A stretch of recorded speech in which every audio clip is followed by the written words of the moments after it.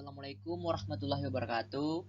Saya Muhammad Irfan, NIM 2018-219 dari kelas pemeriksaan akuntansi 5E. Di sini saya akan menjelaskan materi mengenai memperoleh pemahaman tentang sistem pengendalian internal klien. Baiklah, sebelum masuk ke materi, di sini ada proses audit dalam fokus.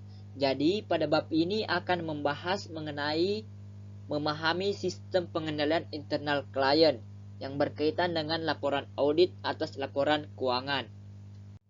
Bab ini juga akan membahas tentang pentingnya mengevaluasi berbagai perancangan dan implementasi kontrol akan memecah kesalahan penyajian material terjadi atau bagaimana mereka akan mendeteksi dan mengoreksi materi.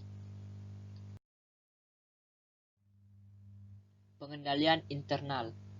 Pengendalian internal adalah konsep yang sangat luas dan mencakup semua elemen organisasi, sumber daya, sistem, proses, budaya, struktur, dan tugas. Ketika elemen-elemen ini disatukan, mereka mendukung organisasi untuk mencapai tujuannya.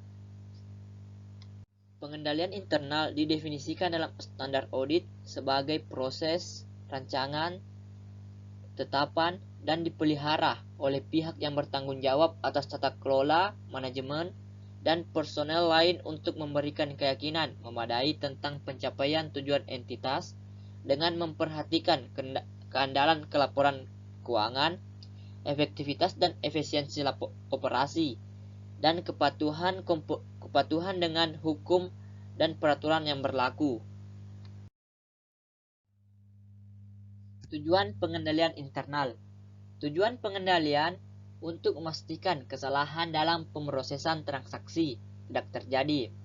Dan jika benar terjadi, kesalahan ini diidentifikasi dan diperbaiki dengan cepat.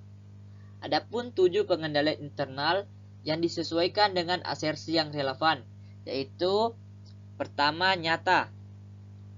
Ada kontrol untuk memastikan bahwa transaksi fiktif atau duplikat tidak disertakan dalam pembukuan atau catatan organisasi, atau kejadian, hak dan kewajiban dan keberadaan pernyataan. Yang kedua, direkam. Ada kontrol yang akan mencegah atau mendeteksi kelalaian transaksi dari pembukuan dan catatan organisasi. Yang ketiga, berharga. Terdapat kontrol untuk memastikan bahwa jumlah yang benar ditetapkan untuk transaksi.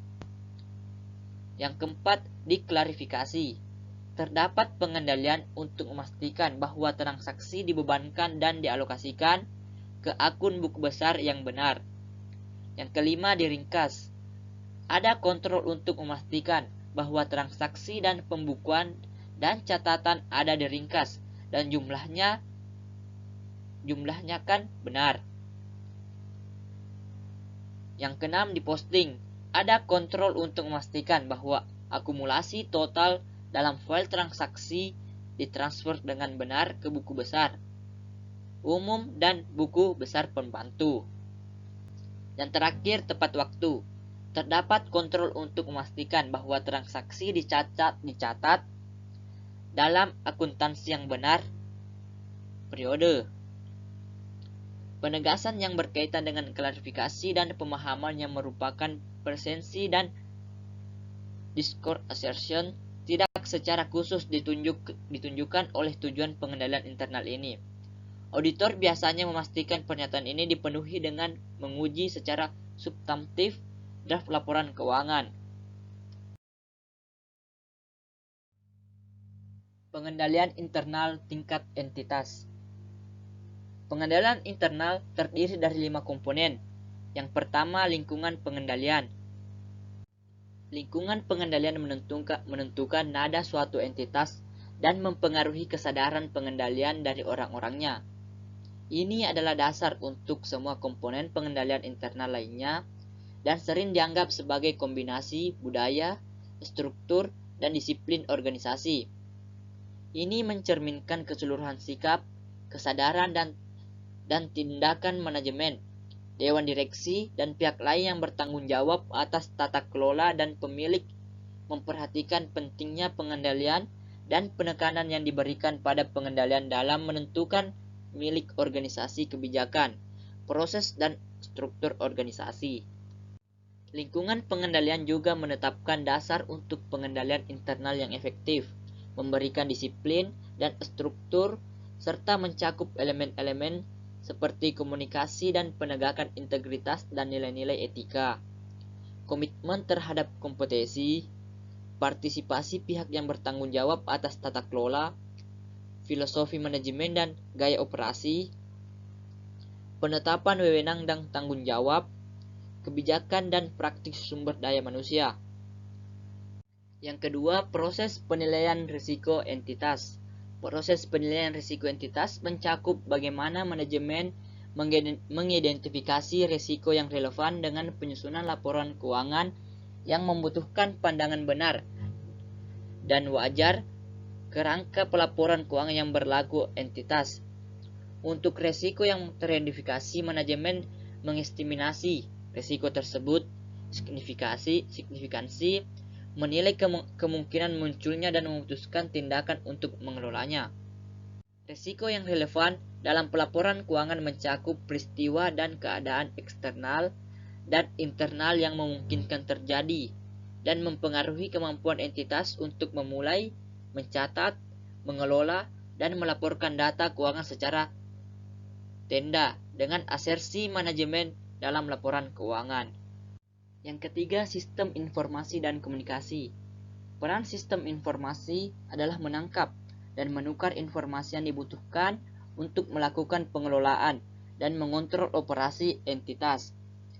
Kualitas informasi dan komunikasi mempengaruhi manajemen, kemampuan untuk membuat keputusan yang tepat dalam mengendalikan aktivitas organisasi dan mempersiapkan yang andal agensi dan karyawan agar dapat menjalankan tanggung jawabnya, termasuk memberikan kedudukan peran dan tanggung jawab individu yang berkaitan dengan pengendalian internal atas pelaporan keuangan. Informasi diperlukan di semua tingkat entitas untuk menjalankan bisnis dan untuk membantu pencapaiannya, tujuan pelaporan keuangan, operasi, dan kepatuhan. Yang keempat, aktivitas pengendalian merupakan kebijakan dan prosedur yang membantu memastikan arahan manajemen dijalankan di luar. Mereka membantu menjamin bahwa tindakan yang diperlukan diambil untuk mengatasi risiko yang mempengaruhi pencapaian tentang tujuan operasi. Kegiatan pengendalian, baik otomatis maupun manual, ada bermacam tujuan dan diterapkan di berbagai tingkat organisasi dan fungsional. Umumnya aktivitas pengendalian yang mungkin relevan dengan audit dapat dikategorikan sebagai kebijakan dan prosedur yang berkaitan dengan audit. Pertama itu tinjauan kinerja, pemrosesan informasi, kontrol fisik, pemisahan tugas yang tidak sesuai.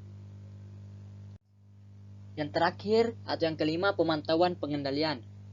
Setelah menetapkan dan memelihara pengendalian internal, tanggung jawab manajemen yang paling penting adalah untuk memantau pengendalian, guna menilai apakah mereka beroperasi sebagaimana dimaksud dan dimodifikasi untuk perubahan kondisi secara tepat waktu. Seiring waktu, sistem pengendalian internal berubah dan cara pengendaliannya ditetapkan dapat berkembang. Pemantauan adalah proses menilai kualitas kinerja pengendalian internal dari waktu ke waktu dengan mempertimbangkan apakah kontrol beroperasi sebagaimana dimaksud dan memastikan kontrol dimodifikasi sebagaimana mestinya. Perubahan kondisi ini melibatkan penilaian desain dan implementasi kontrol secara teratur dan mengambil tindakan korektif yang diperlukan. Proses ini dicapai melalui aktivitas yang berkelanjutan dan evaluasi terpisah atau kombinasi keduanya. Yang terakhir, pengendalian internal dalam entitas kecil. Dalam entitas yang lebih kecil seringkali terdapat batasan seputar kemampuan entitas untuk menempatkan internal yang lebih efektif. Kontrol di tempat.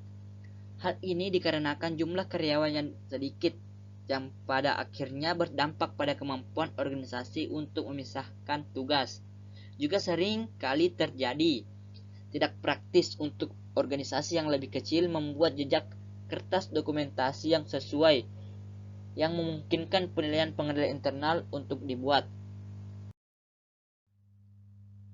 Pengendalian internal tingkat transaksi. Pengendalian tingkat transaksi adalah kontrol yang mempengaruhi transaksi tertentu atau kelompok transaksi.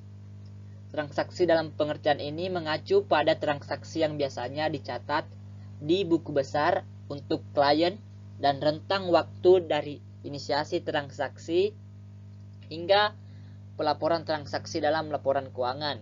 Adapun contoh pengendalian internal tingkat transaksi yang dilakukan oleh klien. Yang pertama itu contoh arus transaksi proses penjualan. Proses penjualan khas untuk klien yang menjual barang termasuk memproses pesanan, menyetujui kredit, mengirimkan barang, menagih pelanggan, dan mencatat penjualan serta piutang dagang. Itu arus transaksi untuk klien yang menjual jasa adalah sama, tetapi sebagai pengganti pengiriman barang, klien menjual melakukan layanan. Yang kedua itu contoh arus transaksi proses biaya penjualan. Biasanya perusahaan manufaktur memiliki sistem inventaris yang mencatat pergerakan fisik persediaan dan sistem penetapan biaya yang mengakumulasi biaya persediaan. Saldo persediaan dalam neraca dapat mencakup transaksi yang berkaitan dengan pencatatan bahan mentah. Biaya penjualan dalam laporan laba rugi dapat mencakup pembelian persediaan, penambahan biaya yang kelebihan, kepala, mengurangi biaya penjualan untuk setiap persediaan yang tersisa, dan mentransfer nilai saham di tangan ke buku besar persediaan di neraca. Dokumentasi pengendalian internal. Sebelum auditor menguji pengendalian internal, mereka perlu mendokumentasi pemahaman mereka tentang pengendalian tersebut. Adapun bentuk dokumentasi yang paling umum digunakan yang pertama itu narasi. Ini adalah bentuk dokumentasi yang paling umum, terutama di lingkungan yang lebih kecil, di mana aktivitas akuntansi dan pengendalian internal sederhana, atau di mana aliran transaksi tertentu relatif sederhana dan mudah. Yang kedua itu flowchart. Bentuk dokumentasi ini digunakan dalam bentuk yang lebih besar dan lebih kompleks. Ini melibatkan auditor meringkas setiap langkah dari aliran transaksi dari awal hingga akhir. Flowchart tidak sering digunakan karena biasanya membutuhkan waktu lebih lama untuk mempersiapkannya daripada narasi atau daftar periksa. Yang ketiga, kombinasi flowchart dan narasi. Bentuk pendokumentasian kontrol internal biasanya sebuah halaman dibagi menjadi dua bagian dengan flowchart di sisi kiri dan narasi mendeskripsikan setiap langkah dalam aliran di sisi kanan. Sisi flowchart menyoroti aktivitas utama dari inisiasi hingga reportasi. Sedangkan kolom naratif berisi rincian tentang apa yang terjadi di arus transaksi. Yang terakhir, daftar periksa dan kuesioner yang telah diformat sebelumnya. Daftar pemeriksa atau kuesioner pengendalian internal adalah hal lain. Teknik yang digunakan untuk secara sistematis mengidentifikasi jenis yang paling umum dari prosedur pengendalian internal itu. Hal ini sangat membantu dalam industri di mana auditor sangat pribadi, mungkin bukan keluarga dengan audit, atau ketika auditor yang kurang berpengalaman merasa sulit untuk mengidentifikasi mana yang krisis kontrol. Mengidentifikasi kekuatan dan kelemahan dalam sistem pengendalian internal.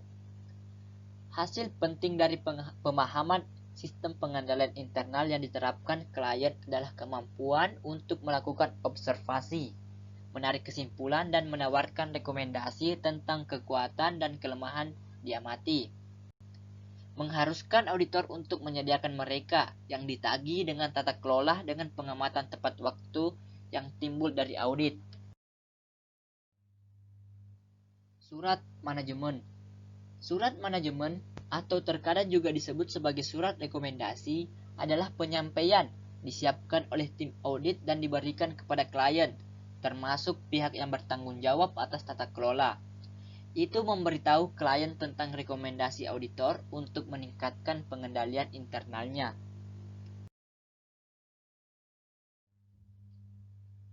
Itulah materi yang sempat saya sampaikan. Lebih dan kurangnya mohon dimaafkan. Wassalamualaikum warahmatullahi wabarakatuh.